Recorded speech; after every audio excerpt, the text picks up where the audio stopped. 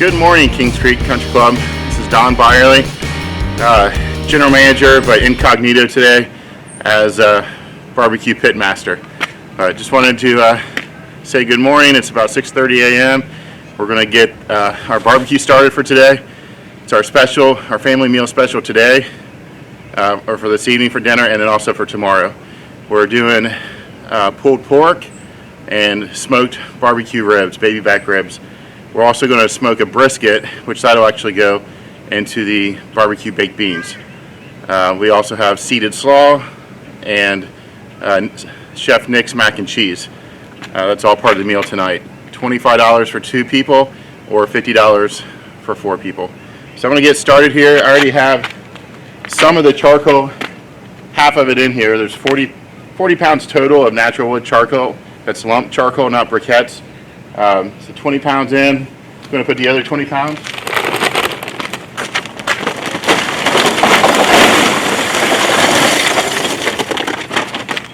So try not to breathe that in. So once that dust settles there, I'm going to put some natural, well, not natural, I'm sorry. We're going to put some hickory, apple, and cherry wood in, and that's studded on top of the charcoal. So I'm going to go ahead and get that on top. Maybe try to even this out a little bit. Sort of, well, one thing, if you're going to, this isn't really intended for you to try at home. If you decide to get a smoker at some point, give me a call and we can do more extensive training. But I just really want to show the members, or show everybody how the barbecue is prepared today. So natural lump charcoal in, 40 pounds. I'm going to stud it with some apple wood.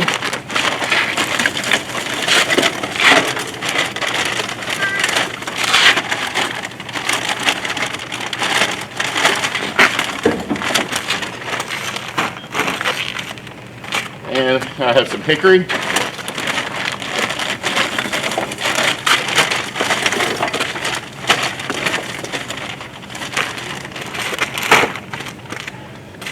And some cherry wood.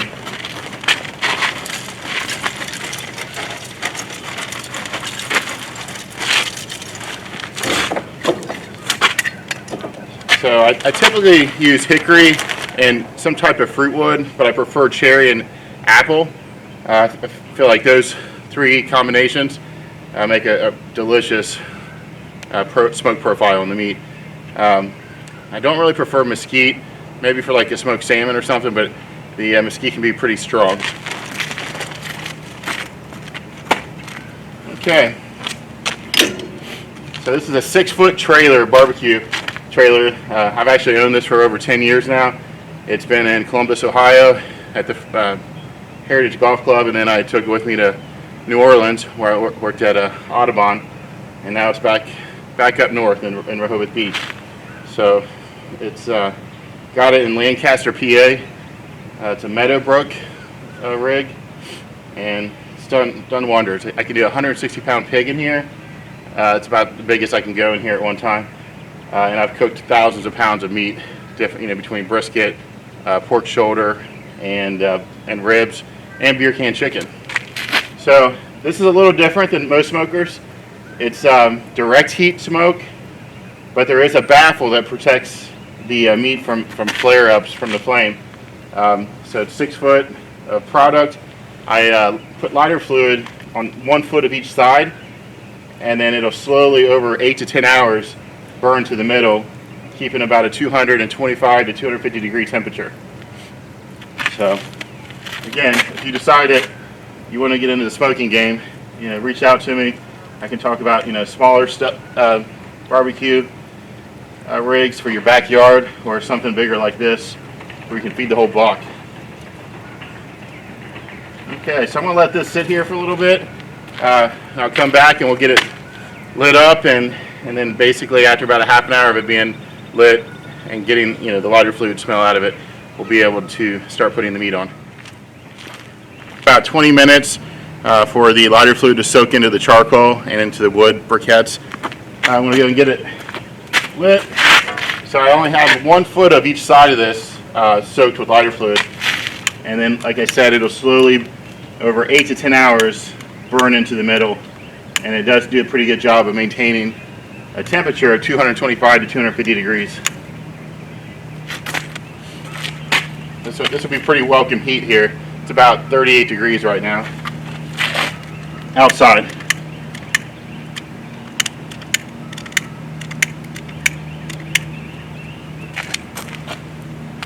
Okay, so I'm going to let this burn for about 25-30 minutes just to get the whole rig up to about 225 degrees, and also to get the lighter fluid smell out. We don't want that penetrating the meat.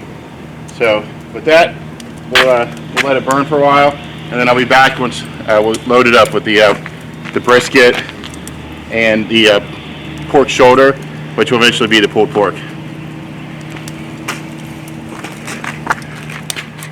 Okay, welcome back. It's been about 20 minutes.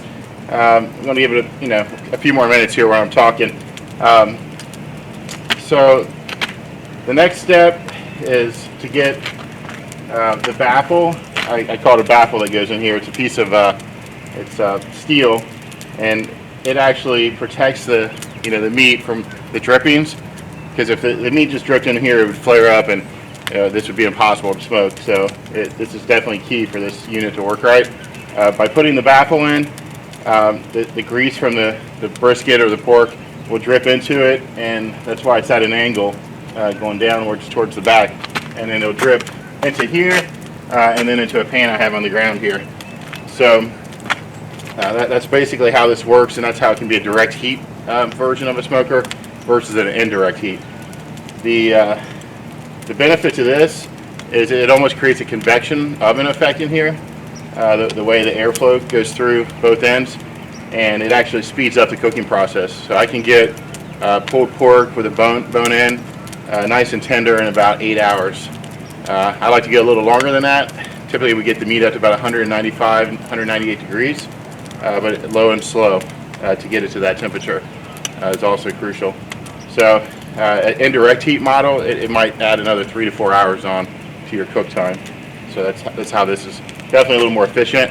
And I didn't have to be here until 6 a.m. instead of 3 or 4 a.m. So that's good for me.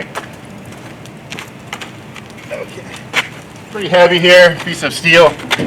I don't put the tops on, and you can sort of see how the design, the grease will drip in, or the fat, and then go to the bottom into the pan.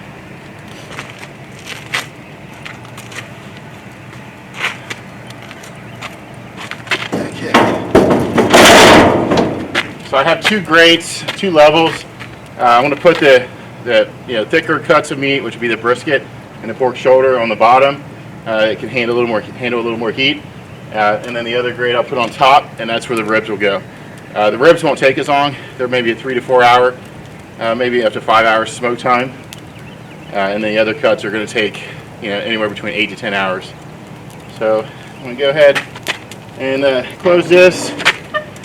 And now I'm going to wait. I got all my air vents wide open, get it up to 225, and then I'll reduce everything by half, which will typically keep me at a constant temperature. If it's a windy day, I might have to close it down to reduce the amount of air or oxygen coming in. It just depends. I've actually used this in the wintertime, even with a few inches of snow on the ground, and it still works fine. Stand over here. So we're up to 225 degrees on the smoker. There's a little bit of smoky. Some of the wood chips are on fire, smoking right now, and they'll eventually fade out a little bit. So it won't be this smoky the whole day.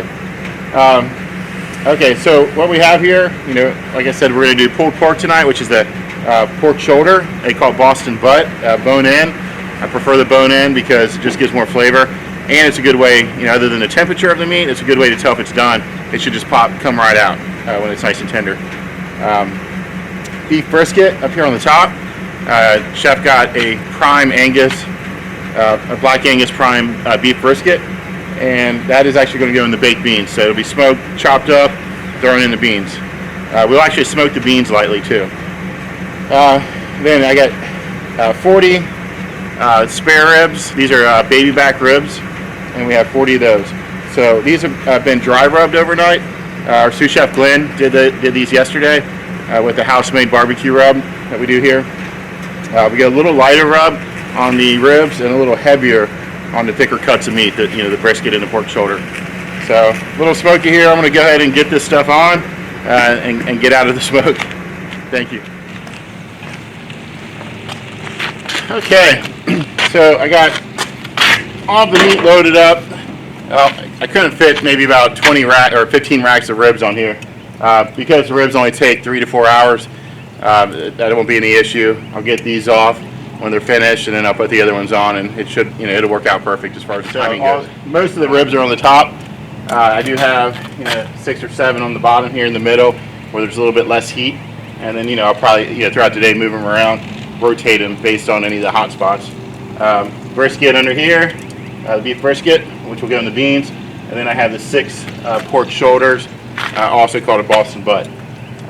Not sure why it's not the butt, it's the shoulder, but that's what it's called. So you see it labeled like that at the store, just make sure it is pork shoulder. Boston butt is also the shoulder. So we're going to check back in here in about 3-4 hours, show you our progress. Take care. So welcome back. It's been about 2.5, 3 hours, and still I'm at about 250 right now on the temperature, and so I'm going to actually reduce the baffles to get it back to 225. So just somewhere in that range I like to stay. I prefer 225, but somewhere between 225 250.